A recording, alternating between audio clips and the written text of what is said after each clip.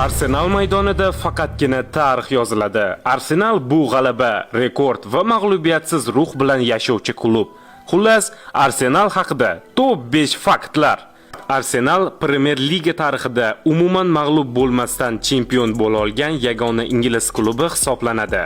Arsenal 2003 va 2004 yildagi mavsumda umuman mag'lub bo'lmadi. 38 ta o'yin, 26 ta g'alaba va 12 marotaba durang amalga oshirdi. Arsenal Angliya FA Kubokini eng ko'p yutgan klub hisoblanadi. Arsenal Angliya FA Kubokini naqd 14 marotaba qo'lga kiritgan. Arsenal Premier Liga tarixida 14 ta o'yin ketma-ket g'alaba qozona olgan yagona klub hisoblanadi. Arsenal ketma-ket 49 ta o'yin Angliyaning barcha turnirlarida, ya'ni FA Kubogi, Angliya Kubogi va Premier Ligada 49 ta o'yinda hammasida ketma-ket gol urgan yagona klub hisoblanadi. Arsenal bu shunchaki klub emas, bu rekordlar va tarixiy g'alabalar bilan yozilgan legendarniy klub. Xullas, Arsenal muxlislari kanalga obuna bo'linglar va bu videoni kimga jo'natishni bilasizlar.